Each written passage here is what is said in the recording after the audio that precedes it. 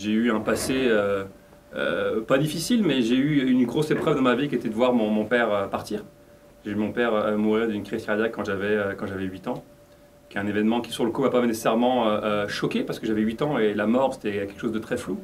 Mais ensuite j'avais ça en moi. Et donc j'ai grandi et un jour je décide que je veux devenir humoriste, je pars au Québec. J'arrive au Québec et 2-3 ans après avoir commencé ce cheminement-là, je fais ce qu'on appelle une dépression. C'est-à-dire que je me lève le matin et j'ai qu'une envie, de me recoucher.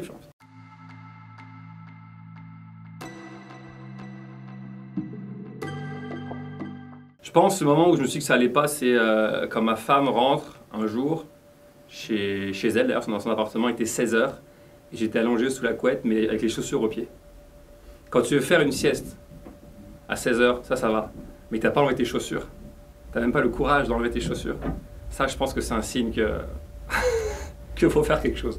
Et ça a été mon signe à moi. Je pense qu'en tant qu'être humain, on a besoin de quelque chose de fort pour réagir. On a besoin d'un accident, on a besoin d'une maladie, on a besoin d'un décès, pour quelque chose de fort pour nous faire réveiller. Et inévitablement, je pense qu'on veut tous ça. On a tous envie d'être heureux en tant qu'être humain. Mais je pense qu'on ne sait pas toujours comment. Et donc moi, ça a été en anglais, on dit mon wake-up call pour me diriger vers moi finalement. J'étais au Québec, donc j'étais loin de ma famille et de mes amis d'ici, donc ça, eux, ils ne l'ont pas vu. Mais je pense que c'était surtout ma femme, Marie, avec qui je suis encore d'ailleurs aujourd'hui, a été soutenante. Tu sais, quand quelqu'un à côté de toi va pas bien, tu te sens un peu impuissant. Et je pense que c'est un peu notre envie à tous, que les gens qu'on aime aillent bien. Tout ce que tu peux faire, c'est être là, c'est être à l'écoute, c'est dire si tu as besoin de moi, je suis là. Et on ne peut pas aider les gens qui vont pas bien tant qu'eux n'ont pas envie de s'aider. On préfère se dire qu'on va bien, on n'a pas envie d'entendre les gens qui vont mal. Pourquoi on n'a pas envie d'entendre les gens qui vont mal? Peut-être parce que souvent ça nous rappelle notre propre mal-être à nous. Par contre, j'ai remarqué une chose en France, et ça fait juste 4 mois ou 5 mois que je suis revenu, c'est que les gens en général en France, quand tu les quittes, disent pas bonne journée, ils disent bon courage. Plus on en parle, plus on va démystifier ça. Plus on parle de ce truc-là qui peut être tabou ou rendre les gens mal à l'aise, et moins les choses vont être tabous. La dépression a duré quelques mois, pas si longue que ça, parce que j'ai réagi rapidement. Ça veut dire que j'avais vraiment une boîte dans la main d'antidépresseurs. Et je me dis soit je fais ça, soit je trouve un autre moyen. Et je ne connaissais pas l'autre moyen. Pour moi, il n'y avait pas d'autre moyen. Et je pense que ça parle à beaucoup de gens. Aujourd'hui, tu vois que 20% des Français prennent des antidépresseurs. C'est une statistique. Et je pense que les 80 autres sont alcooliques. C'est une blague, bien entendu. Mais tout ça pour te dire qu'il y a beaucoup de gens qui en prennent et peu de gens qui en parlent. Et je pense qu'il y a beaucoup d'outils, beaucoup de choses autres que ces médicaments-là. Je pense que c'est un bon outil, ces médicaments-là. Je ne suis pas en train de vouloir dire qu'il ne faut pas en prendre.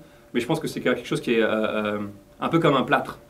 C'est bon de s'en servir, mais pas de rester avec. Ça, c'est mon opinion personnelle. La dépression, ça a été un appel de mon corps qui se disait « Ok, maintenant, il faut que tu ailles à la rencontre de toi. » Tu vois, tu t'es beaucoup occupé de l'extérieur et très peu de ton intérieur.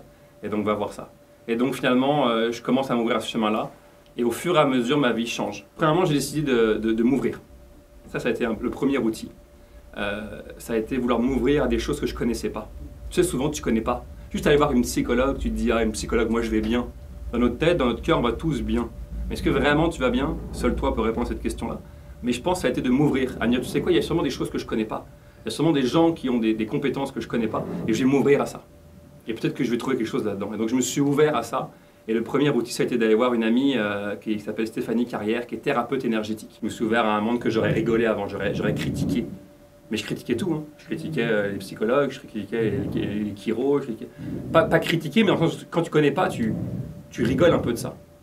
Tu as une distance en disant « mais non, ça marche pas, mais non, c'est des conneries ». C'est d'abord et avant tout la volonté de vivre ses rêves, la volonté de réussir. Et quand je dis réussir, c'est pas, quand on pense réussite, on pense à argent, célébrité, pouvoir. Je pense que la réussite, je pense que c'est Gainsbourg, il me semble, qui avait donné la meilleure. Je sais pas si c'est Gainsbourg ou... En tout cas, il y avait un grand chanteur, je sais plus c'est lequel, qui avait donné une belle définition de la réussite, c'est vivre ses rêves. Peu importe tes rêves, tu vois. Et je pense que l'idée, c'est d'avoir envie, et deux, de ne pas attendre la motivation. Souvent, on pense que la motivation va créer une action, mais je pense que c'est l'inverse. Je pense qu'une action va créer la motivation. En essayant quelque chose, en voyant que ça marche, en voyant que ça se peut, en voyant que tu peux, tu vas avoir envie de le faire. Et comme tu auras envie de le faire, tu vas le faire. Si demain tu veux maigrir, va pas au gym 53 fois par semaine ou attends pas que la motivation arrive. Vas-y une fois. Vas-y 20 minutes.